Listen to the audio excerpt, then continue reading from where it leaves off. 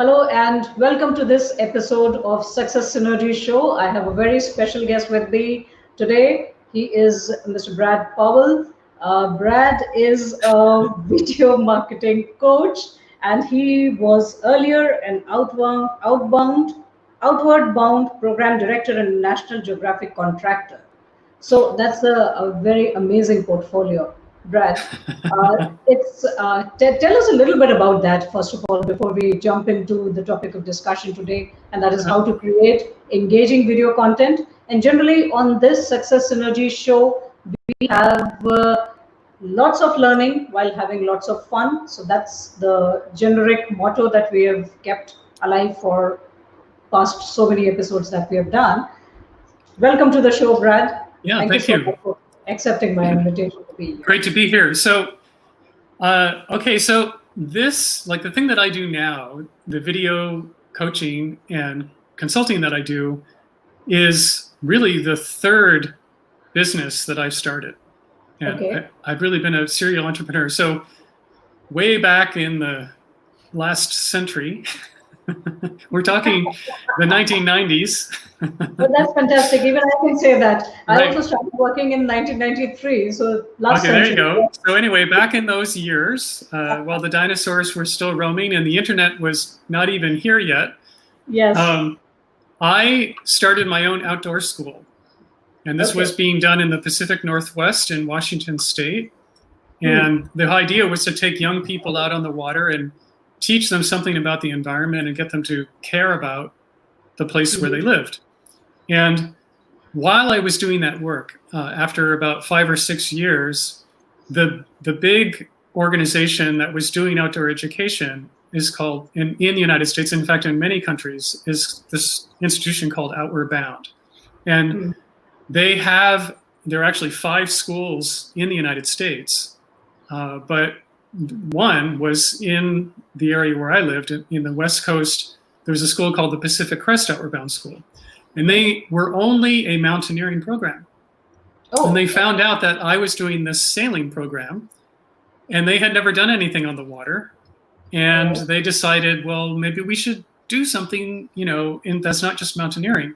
So they approached me, and they decided they liked what I was up to, and they wanted me to do it for them. And so they basically came down out of the mountains, picked me up, brought me into their organization, and overnight I became a program director for an entire Outward Bound school that I had created for them, and was running that. And it was really interesting in the context of doing video, like to bring it into what we're talking about today.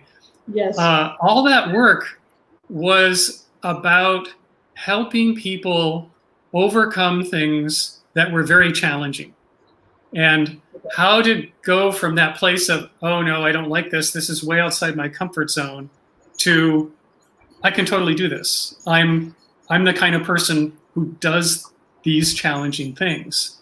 And I found that has been so useful, both for the times when now I help people get in front of the camera and be brave and courageous so that they can actually communicate their message, to whoever it is that they're wanting to talk to. This takes a lot of courage. And, personally, I didn't really realize how much courage until I got out from behind the camera and started facing the camera myself. Oh, yes, absolutely. I can relate with that very well, because I come from a journalism background and I come from an advertising background, and I've done a lot of work behind the camera. Right. And in fact, one of my short films, I haven't watched it ever again, but it really got showcased at the International Film Festival of India. Oh. And that was way back in 2006. So it was an opportunity of getting some work done in front of, it was based on my own short story. Mm-hmm. It was a good opportunity. I enjoyed it. But working in front of the camera, when I started doing it through my online coaching, which started about 10 years back, it was a different ball game. Facing the camera was a different situation altogether. So I can understand what you're saying about making it an adventure linked with the camera. Right. Tell us a little bit more about that, please. Right. Well, I mean, there's a whole thing of just, how, who am I, and who am I to be someone who is going to start, broadcasting, who's going to start standing up and delivering whatever it is that I just choose to deliver. And people feel the imposter syndrome. They feel like, oh my gosh, if I do something wrong or I say something stupid, it's going to go out onto the internet and possibly live there forever, and I'll never live this down. Yes. These are real fears that people have. And so there's a lot of work that needs to happen, that people do, that certainly I help them do, to get through this place of it's okay. And the thing that I like, really, especially like what we're doing now, the live video medium is such a good one for this purpose, because when you're live, like when you're doing exactly what we're doing now, and we're talking and there are people out there who are watching us in real time, we can't be perfect. Like, this is live, and so it's a little bit like reality television, like in anything that happens, I don't have a cat, but if I had a cat and it started walking behind me across the screen, that would just be part of the event. And we would just need to go with that. And one of the things that I learned that worked really, really well with this process of helping people get to a place where they're comfortable on camera was the whole practice of improvisation, where you are engaging and something happens, something new comes in that is like this new, different offer, this thing that you didn't expect. And you literally have to go with that offering. You have to accept that, okay, I get it. I'm going to go with this and be fine with that. Like be spontaneous in the moment.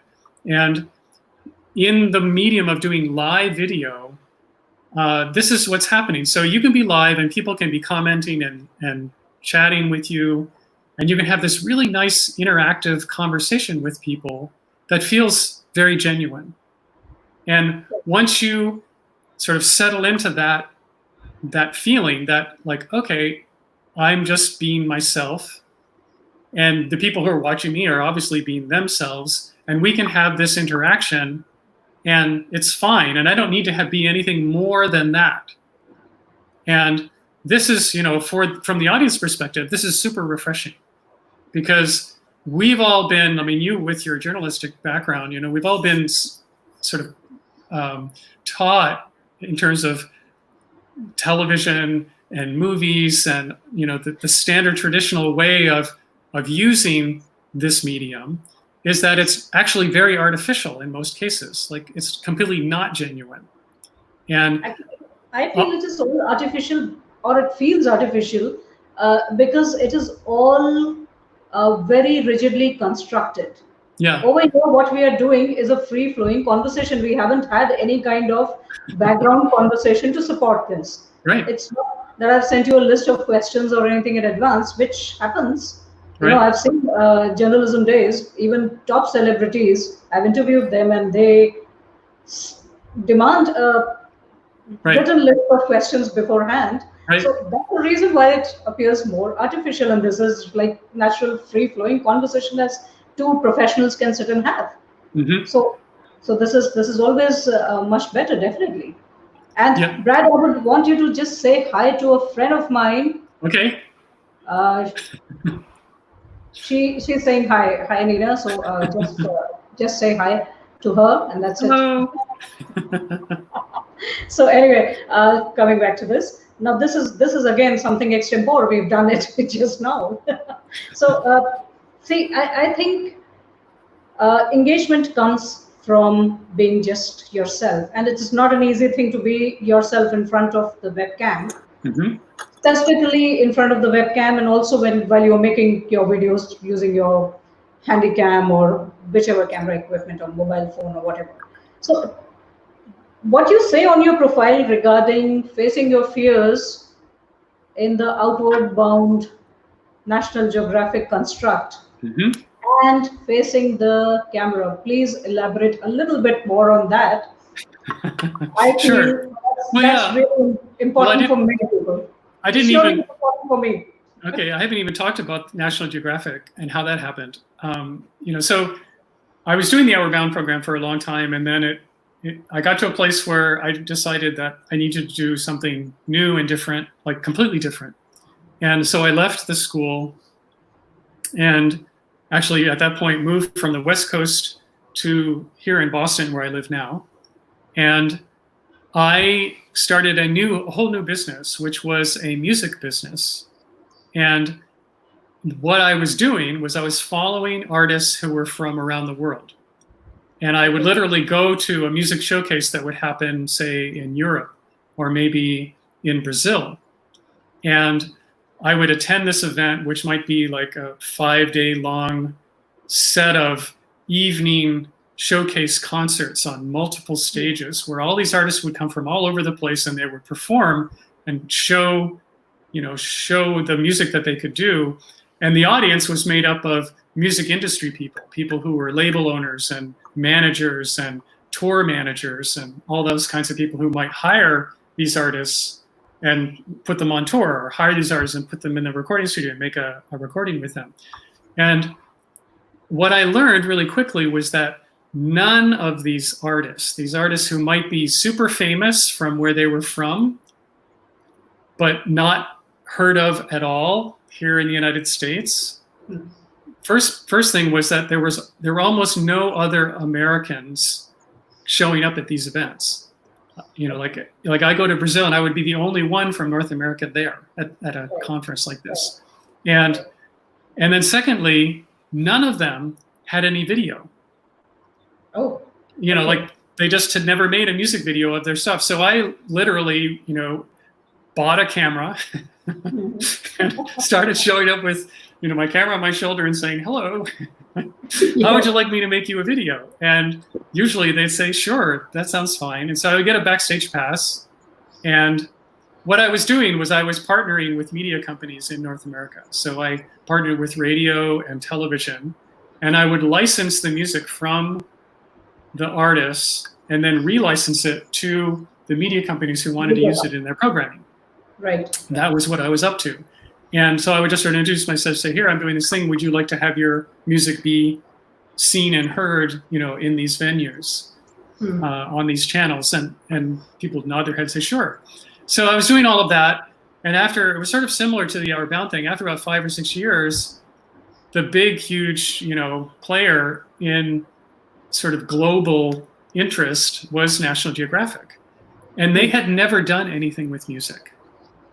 And somebody within their world decided music might be a good idea. And when they started looking around, like, how could we do this? I was already partnered with probably 24 media companies that did, like all the people who were doing any kind of world music programming, I was already working with. And so the person at National Geographic heard of me and just said, well, we should call this guy and see what he's got. And they basically were saying, well, there's this one guy who has this catalog and all this material that no one else has. Right. And so you should, check him out. And so they did. And they literally said, okay, well, we want, sort of like with Outward Bound. Outward Bound came and said, we want all your stuff. We want to bring you over. We want to buy you out. We want to own this. We want you to run it.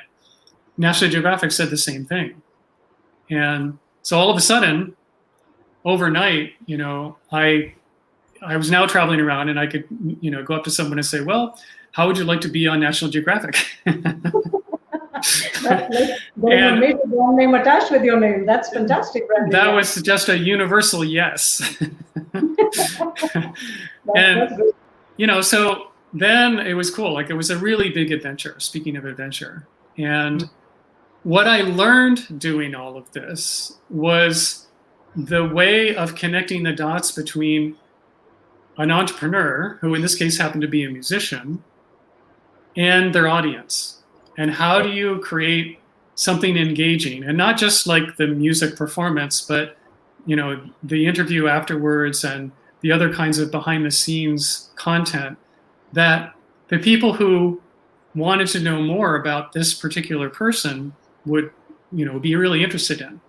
And so this was the kind of content that I was wanting to produce. And once I had done this for a number of years, I realized, well, this could be done for any entrepreneur, any person, you know. Yes. And these are the methods, like what I learned about how to make fans fall in love with a musician really applies to any business person. Like, you really want to be thinking of yourself, or rather thinking of your people as becoming fans of yours, and having a similar loyalty to you and the thing that you're doing as a musician might have in terms of the fans who follow them around from concert to concert.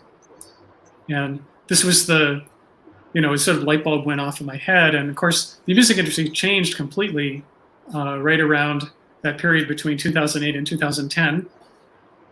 And that's fantastic. That's really music downloads turned to streaming services, and with the recession that happened at that time, a lot of the smaller media companies and the smaller labels and it all just changed. And a lot of it disappeared, a lot of it transferred, and the National Geographic project ended in 2010, and I just realized, well, I can do this for anyone. I can do what I'm doing for anyone. And at the same time, the ability for us all to do it. Back then, I was the guy with the camera making the videos. Well, now we all have a camera. We all have a phone. And the phones are good. Like, they're high quality. They can shoot 4K. You can do pretty much anything you want. And have it be really good quality. And now with the streaming services, like the one we're using right now, StreamYard and Ecamm Live and BeLive TV and on, like all these different tools that we have, every single one of us can have our own little broadcast studio in our home.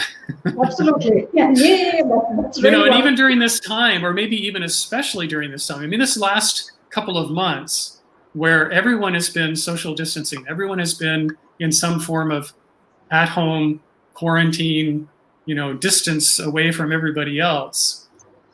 People have been looking at video and all of a sudden realizing, oh my gosh, now I have to meet with my colleagues at work using Zoom. Oh no.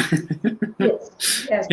So this, I think it'd be really interesting to see what happens in the future. I think we've just hit a really interesting tipping point where if people weren't doing this before, all of a sudden they've literally been thrust in front of a lens of one kind or another, and have come to the realization of, first of all, it's really not that hard.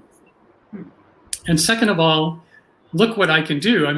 A lot of the people who were speaking and doing, that was their whole career of being a speaker, or the people who were teaching and leading workshops and doing events like that, all of that stuff has been postponed and or canceled.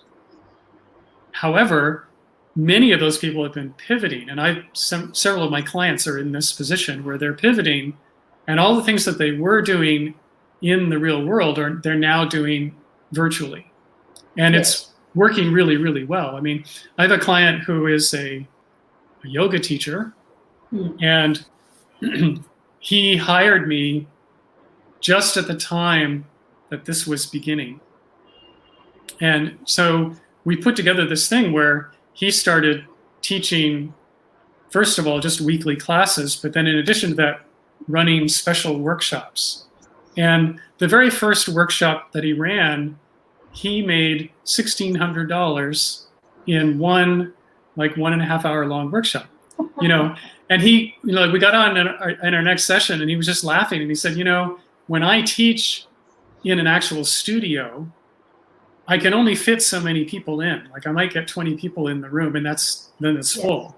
And I can only charge so much. So I have a really kind of low ceiling of what I can earn. Plus, I have to give 40% of whatever I earn to the studio.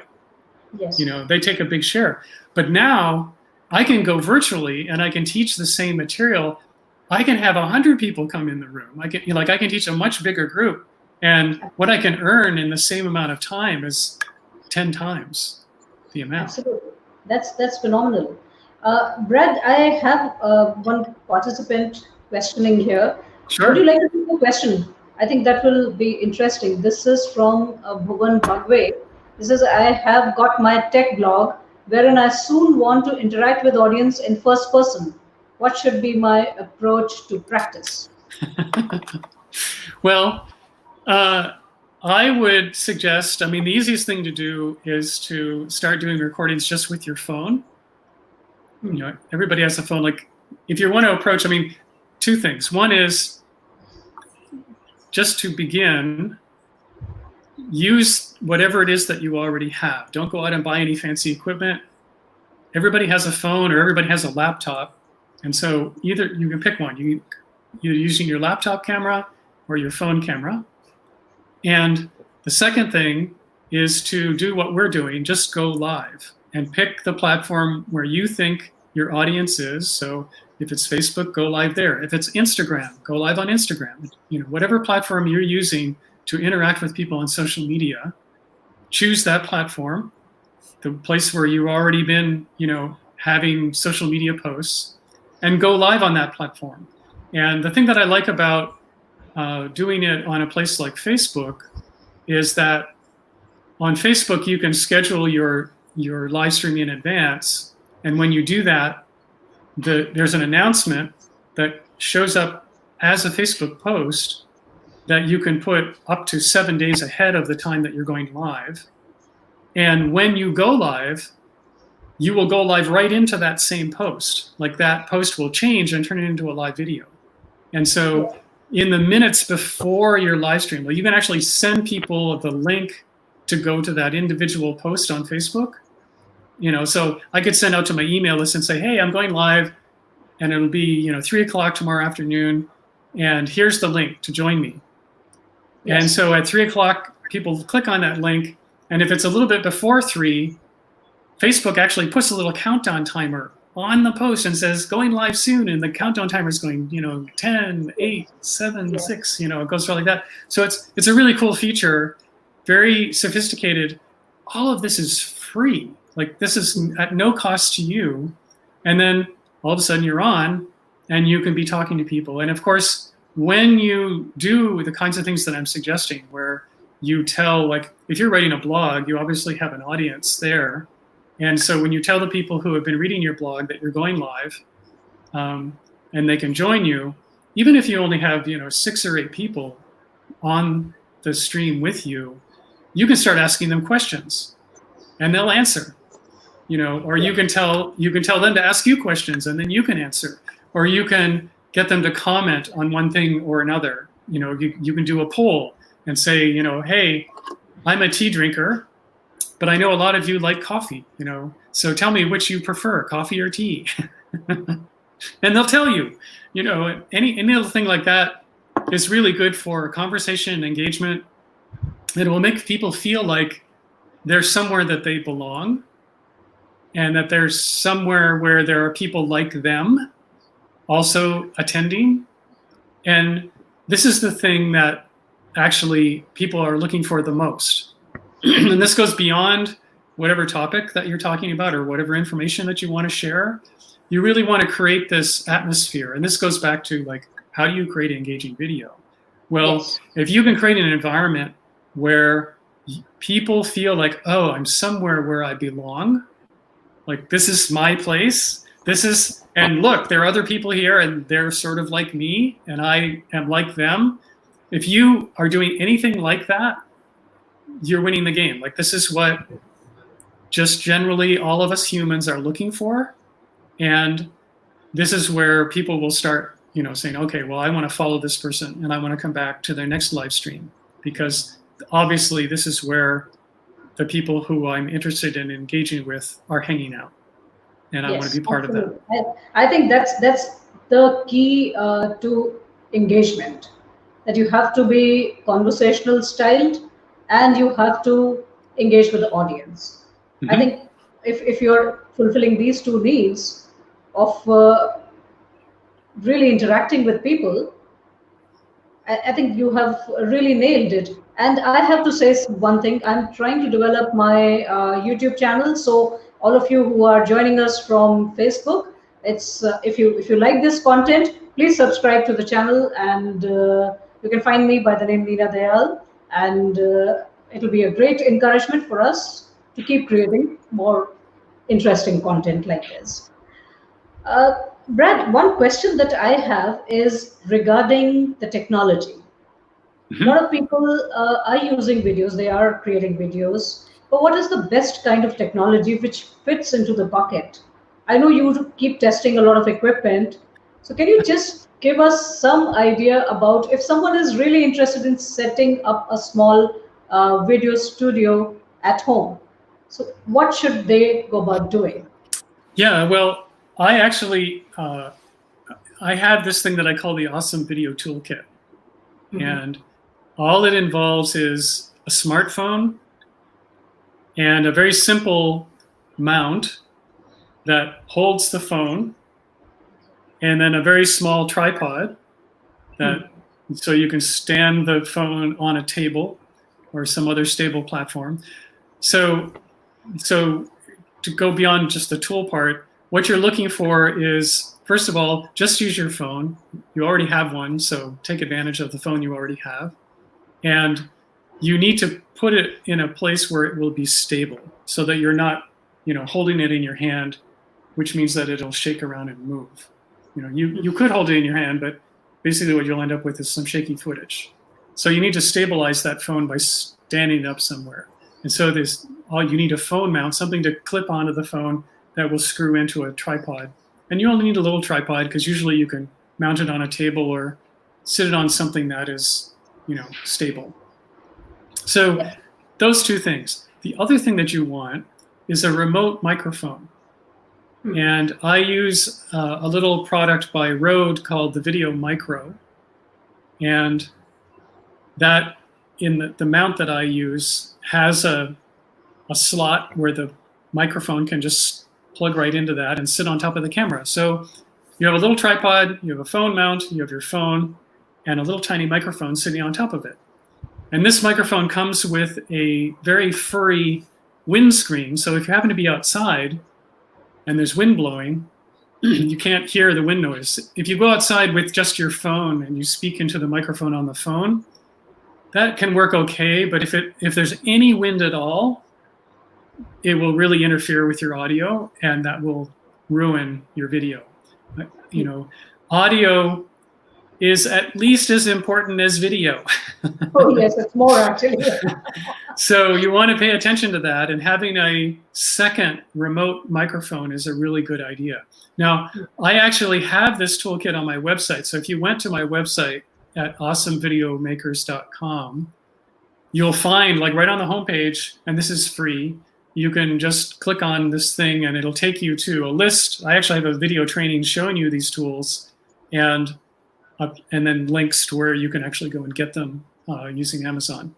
And I'll do one thing. I'll put the name of your website in the description on my YouTube channel. And somebody was asking, this is my area of interest, can I rewatch it?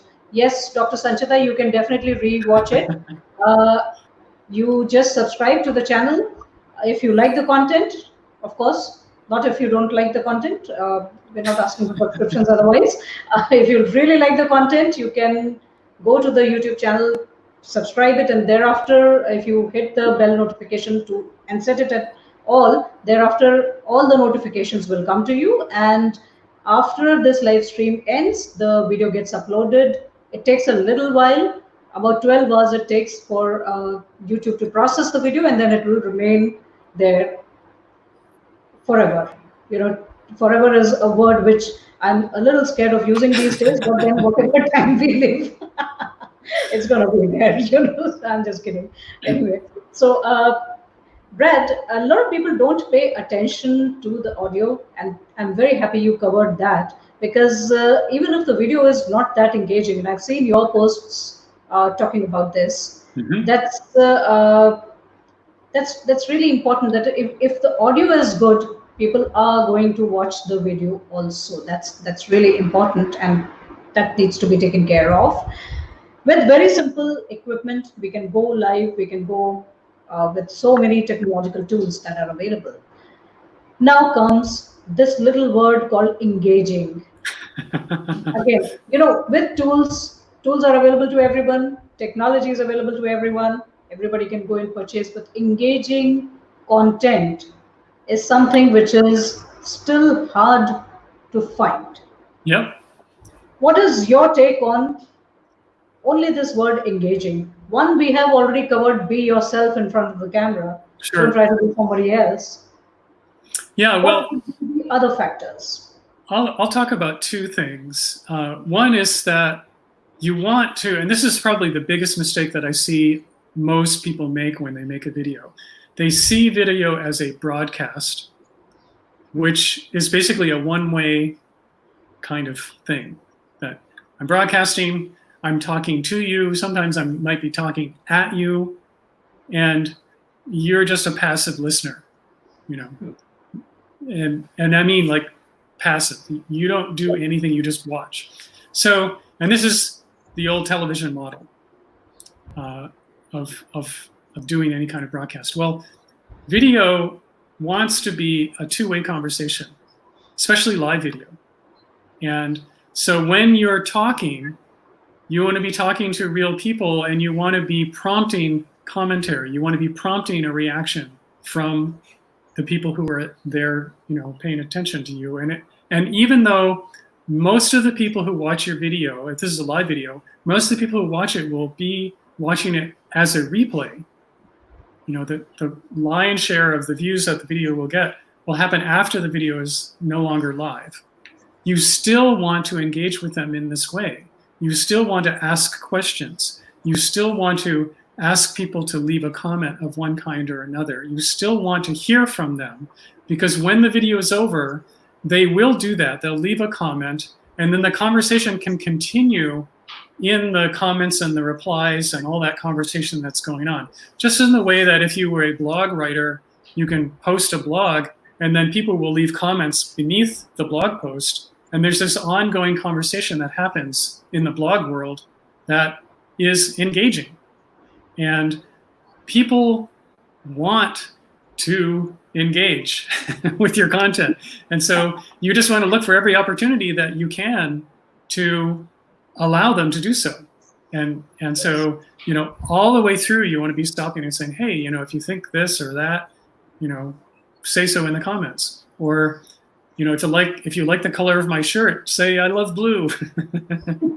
You know, whatever you can think of that will be somewhat engaging. Of course, on the topic itself, you can be prompting comments. You know, like I could be asking people, how many people have ever done a live video? And you've done a live video, say live in the comments. You know, how many people prefer to use their laptop, or do you prefer to use your phone?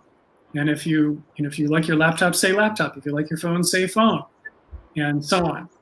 And these are all ways that people can sort of put their hand up and say, hey, I'm here. From a business perspective, if you're a business person, the reason that you want to do this is because every time people leave comments, they're now identifying themselves to you. Instead of being this anonymous view number, instead of being this person who is just... I'm having some electricity outage over here. Just give me a moment. No problem. Just keep talking. Yeah, please continue. I'll just get some light here. This never happens usually, but I don't know. It has happened today.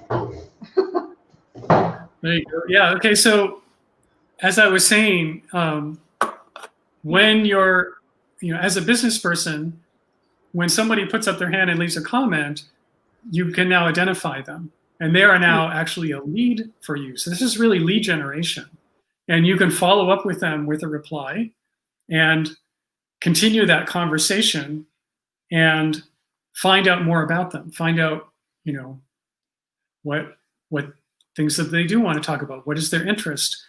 What are the ways that you could possibly help them with the thing that you do? And this is just a really great way to be interacting with folks. So when I'm doing a live video, is that I will prompt the audience to say a variety of things. And when people do reply, after the video is over, I will reply back to them. And I'll just give a couple of sort of strategic lessons here about how to do this well on social media. whether you're doing this on YouTube or you're doing this on Instagram or you're doing this on Facebook, when there are a lot of comments beneath your video, the algorithm, the Facebook and the YouTube and the Instagram algorithm starts thinking, oh, look, there's a lot of people engaging with this content. It must be relevant. People must really like this. And these companies know that the more engagement there is with a piece of content, the longer people will be staying on the platform, which is absolutely what they want them to do. So they will take your content, which is highly engaging, and make it more visible. And they will literally show your video to more and more people, the more engagement that it has. So one way to help that out is that when somebody leaves you a reply, you can reply back to them. And what I do is I give multiple replies. So someone leaves a comment, first thing I'll do is I'll reply with an emoji. It doesn't matter what it is. Usually I use a video emoji. And then I'll do another reply where I am responding to whatever their comment was. And I'll just say one line about, whatever that had to say, or maybe I'll just thank them for commenting.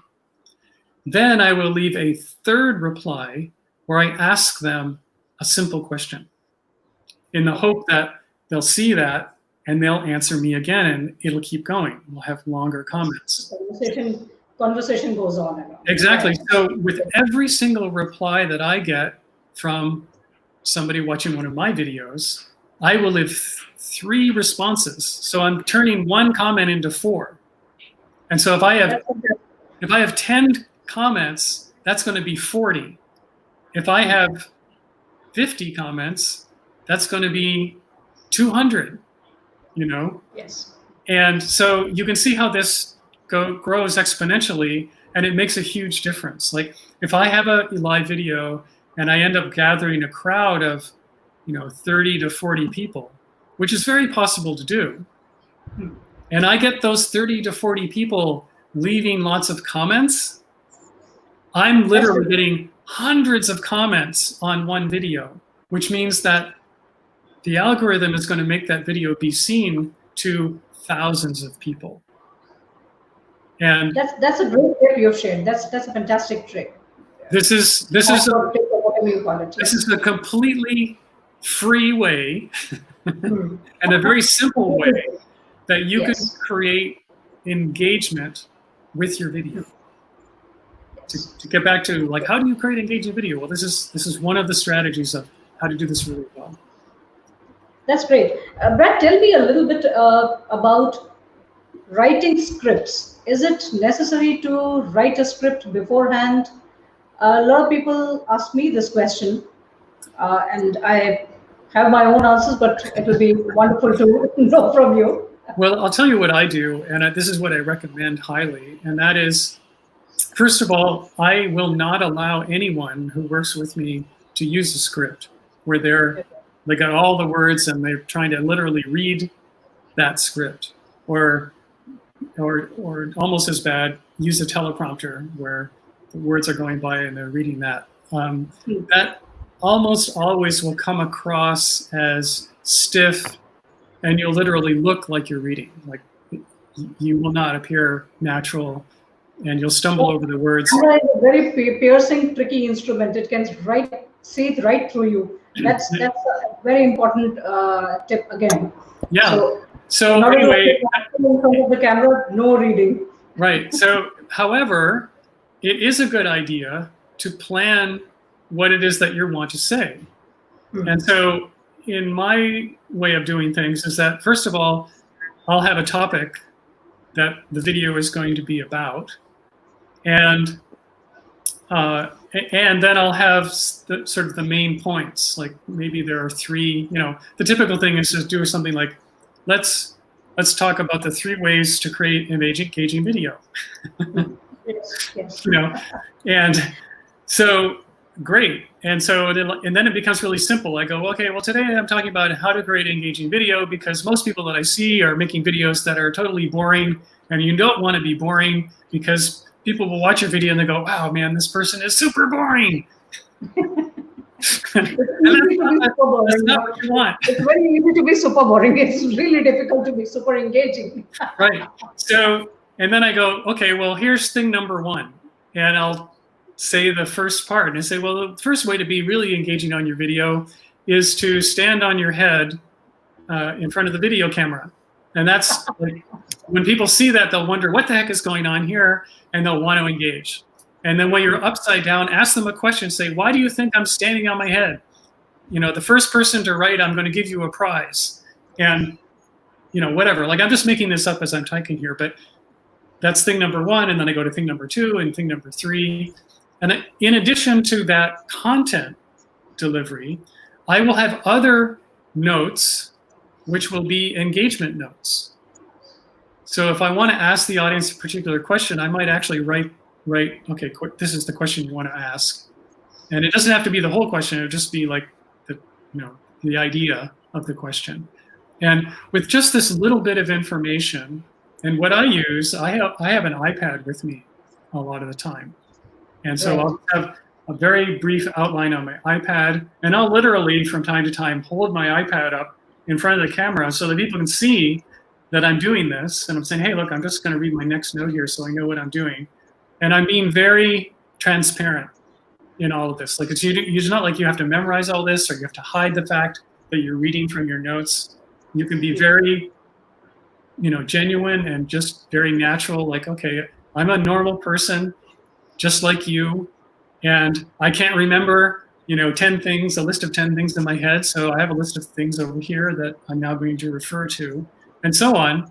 And people will appreciate that. And they'll actually appreciate the fact that you are being organized and actually doing something that, that matters, that actually has meaning for them, and that you're actually helping them with something. Because if you come to your audience with something that isn't genuinely helpful, like it's really, truly helpful, then that's probably the most engaging thing you can do.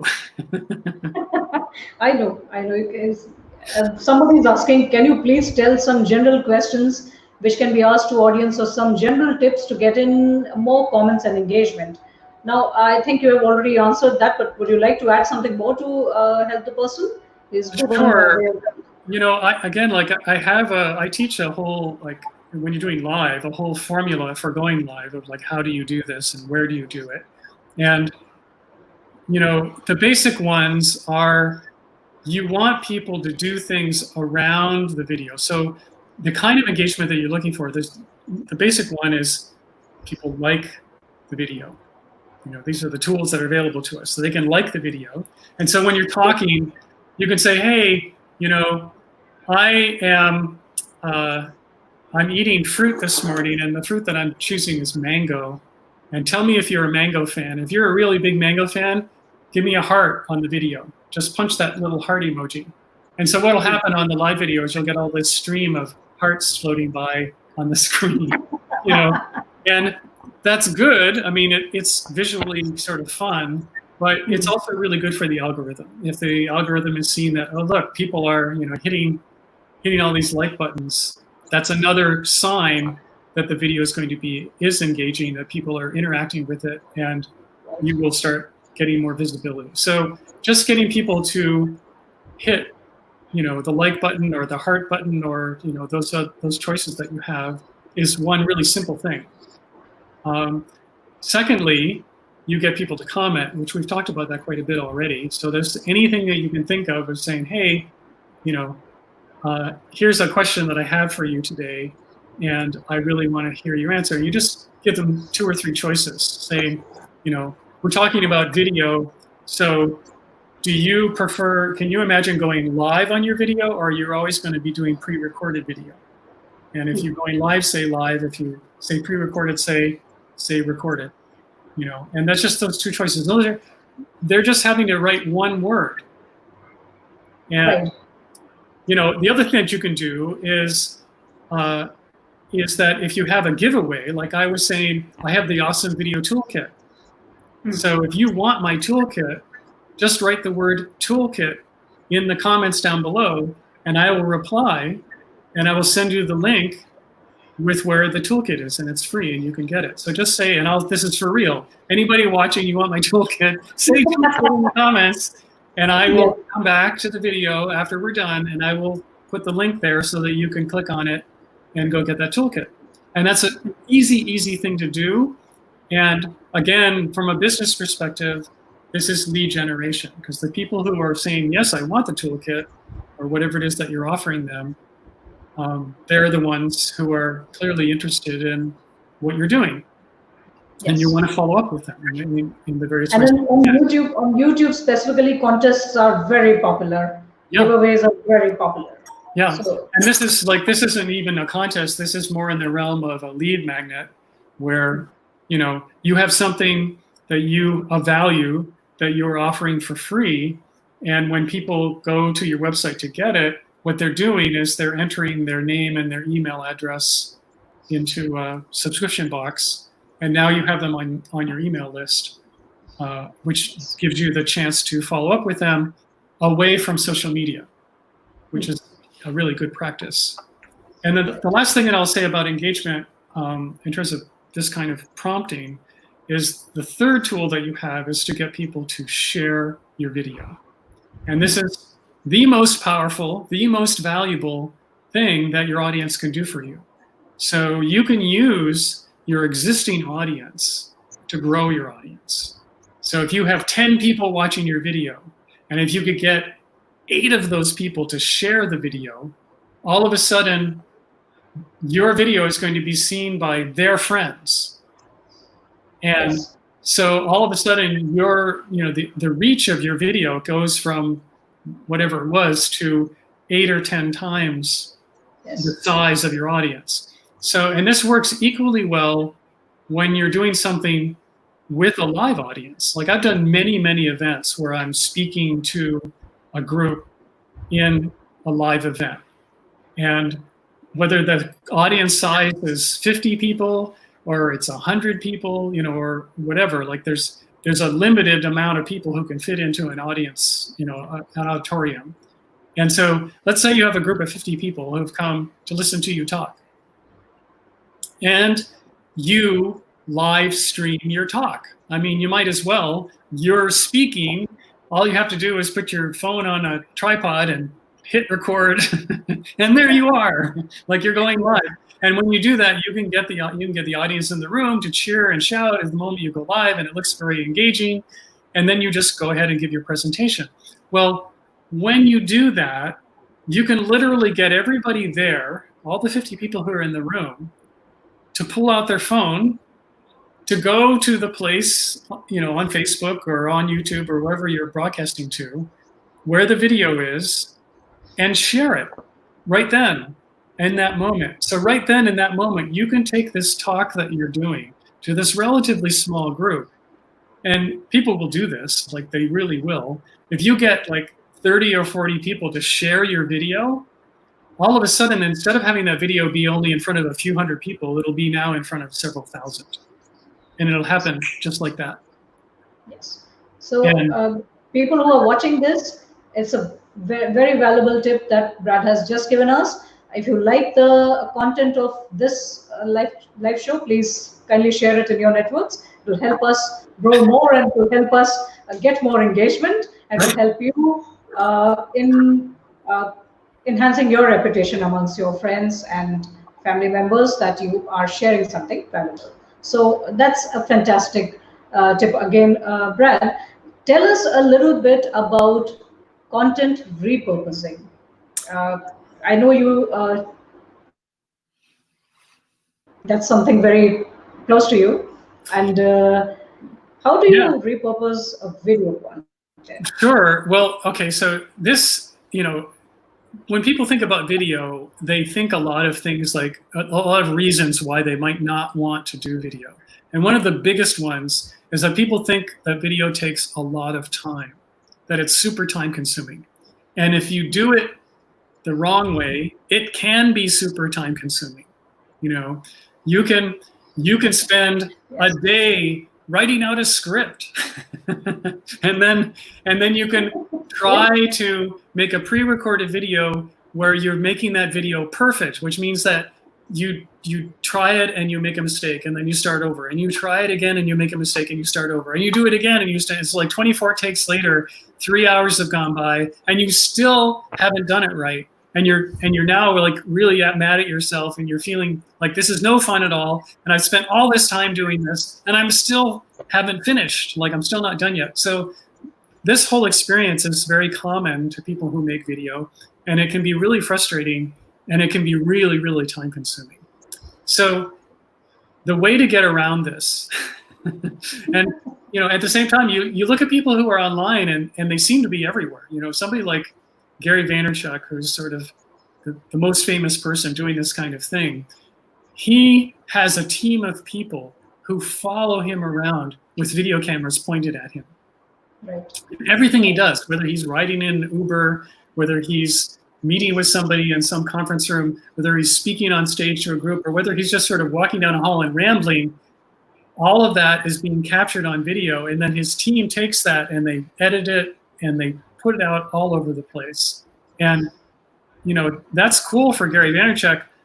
If you can hire, 10 people to follow you around and do all this work for you. But for the rest of us who are just like working for ourselves, it's just like, okay, forget it. Like this is not possible. So the way to do this, sort of the two extremes there, like without spending tons and tons of time on your own doing pre-recorded video where you have to get it perfect before it goes out, and without having a team of 8 or 9 people who are, you're paying multiple 6 figures to do all this work for you. Without doing that, there are ways to do this on your own where it won't take a lot of time and it won't take a lot of money. And this is why, again, I really like live video. So here's how this works. If I make a live video and I just sit down, just like we're doing now, and we talk for half an hour, or maybe we talk for an hour, whatever that time frame is, when all it takes to do this is the time that we spend talking with each other and the time that we spend talking with the audience. That's it. When we're finished, we are finished. The video is up. There's no editing, there's no post-production, there's nothing, like it's just there. And if we're using a tool where we can stream to multiple platforms, this could be also, we could be on Facebook, we could be on Instagram, we could be on Twitter, we could be on LinkedIn if you have permission to go there, we can be on YouTube, you can be on all these platforms simultaneously. And when you finish with your stream, you're finished. You're done. There's so nothing more. So there's all of the production work that normally goes into pre-recorded video is eliminated from doing a live stream. Now, you can simulate the I'm going to be everywhere all the time, like Gary Vaynerchuk, by taking that original video, the original video file, and taking smaller pieces of it, like maybe some gem that I said about engagement, like one little piece where I was only talking for about a minute about one of the things that we talked about today. And I could take that one piece and I could just take that part and put it onto, say, Instagram as a 1-minute story. That would be it. And, or similarly, I could put it on LinkedIn as a very short video on LinkedIn. And this work can be done, like there are outsourcing places where you can literally just send them the whole video and say, okay, here's my instructions. I want you to take the video that starts at 3 minutes and 20 seconds and ends at 4 minutes and 10 seconds. Just take that piece, and that's the video that I want you to use. And they will take it and they will turn it into these short little clips, and they'll make it really social media friendly with your branding and subtitles on the bottom and a big title on top, and they'll make it look really pretty so that you can post it in all these different platforms, the same video. Yes. And so each week you can go live, and all the time it took for you is the time that you talked while you were live. And then you take your video and you say, okay, I want this piece from here to here, and you just send it off to this company. And they'll spend their time, and then they'll send it back to you. And now you have 6 videos, 6 short ones that you can spread all over the place. And if you do that, like if you take 2 clips from your live stream, now you have 12 videos. And so all of a sudden, you know, if it's Tuesday, I'm on Instagram with this clip. If it's Wednesday, I'm on Facebook with the same clip, but it's over on Facebook. And then on Thursday, I'm on Twitter. And then on Friday, I'm on this other, you know, like every day of the week, you are showing up on all these different platforms on social media. And you are now, you have this omnipresent online presence where people are seeing you literally all over the place. And you are becoming, the cool part is that you're becoming more of an authority on the thing that you talk about. You're becoming more trusted because you are helping people with whatever it was that you were talking about on a daily basis. Like you're really there for them in a way that isn't taking you a lot of time. But as far as your audience is concerned, they're going, oh my gosh, this person is like constantly, you know, there for me. Producing content, yes. Constantly coming up with new content, constantly doing things that I think are really helpful and valuable. And the impression that you're creating is tremendous. Like you're now this tremendously helpful, engaging person. And this can be done without pulling your hair out, without going crazy, without spending tons of money, without spending tons of time. And this is the opportunity that we have. Yes, fantastic. That's another fantastic tip, Brad. And I'm afraid we are at the top of the hour now, so we'll have to close this. But I'll call you back later, and definitely it's been really wonderful to have you around on the show. You have enriched this show so much with so much of engaging video content for more than an hour. I think we have been talking, and that's just fantastic. You know, so it is 1 hour of supremely engaging video content, even if I say so myself. Thank you so much for that. Thank you for the live audience who has joined us. And this video will be available on YouTube on my channel. You can subscribe to it at Neena Dayal. That's my name. And you can watch it any number of times later on. Thank you, Brad. Thank you very much. Great. You're welcome. Have a good time.